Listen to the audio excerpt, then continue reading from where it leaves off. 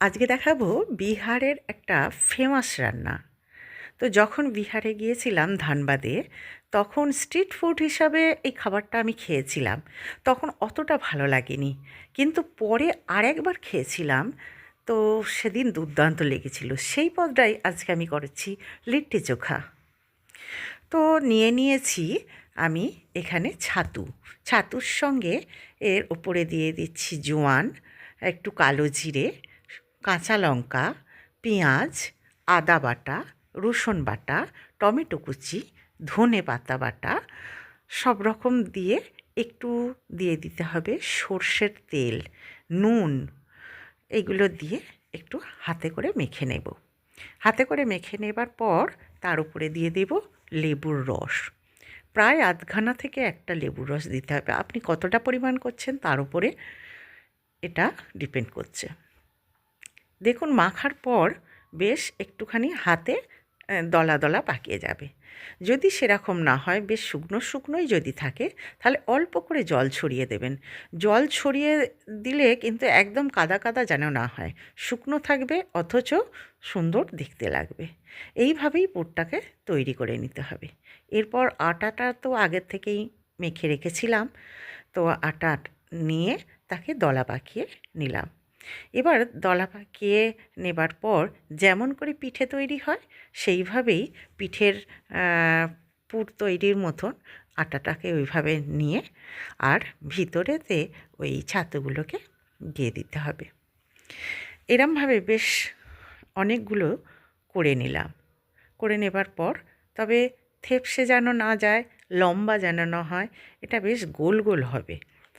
গোল গোল করে তৈরি করে নিলাম। সবগুলো তৈরি করার পর এবার এগুলোকে পুড়িয়ে নেব। হ্যাঁ, স্ট্রিট ফুড যখন খেয়েছিলাম তখন এগুলো বেশ ঝাঁকা ছিল, সেই ঝাঁকার মধ্যে নিচেতে আগুন দেওয়া ছিল, আর এগুলোকে সেঁকে সেঁকে মতন নেওয়া হচ্ছে, যেমন রুটি সেঁকা হয় সেরমভাবে, সে মানে পোড়ানো মতো। তো আমি সেইভাবেই একটা, আমার তো আর ওরকম ঝাঁকা নেই, সেই জন্য আমি একটা জালতি টাইপের নিয়েছি এবং তাতে করে ভালো করে এপিট ওপিট করে ভালো করে পুড়িয়ে নেব। পুড়িয়ে নেওয়ার পর এতে, হ্যাঁ, তার আগে পুড়িয়ে নেওয়ার আগে একটু অল্প করে সরষের তেল মাখিয়ে নিলে খুব ভালো হয়। এই যে এইভাবে পুড়িয়ে নিয়েছি। এবার এটাকে গাওয়া ঘিয়ে একটু নাড়াচাড়া করে নিতে হবে, তবেই সুন্দর দেখতে লাগবে আর খেতেও খুব সুন্দর হবে। পোড়ানো কমপ্লিট হয়ে গেছে। এবার কড়াতে গাওয়া ঘি দিয়ে দিয়েছি। পরিমাণ মতন দিয়ে দিতে হবে আপনি কটা তৈরি করছেন তার উপর। এবার এগুলোকে নাড়াচাড়া করে একটু বেশ ভাজা ভাজা করে নিতে হবে সুন্দর করে। ভাজা ভাজা করে নেবার পর এটিকে তুলে রেখে দিতে হবে। এবার চোখা চোখা বানাতে কিছুই ব্যাপার নয়।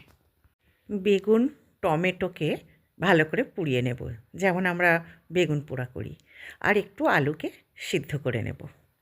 নিয়ে বেগুনের আর টমেটোর খোলা ছাড়িয়ে নিয়ে ভালো করে পেঁয়াজ, কাঁচা লঙ্কা, ধনে পাতা, নুন আর তেল সব কিছু দিয়ে ভালো করে চটকে মেখে ফেলব।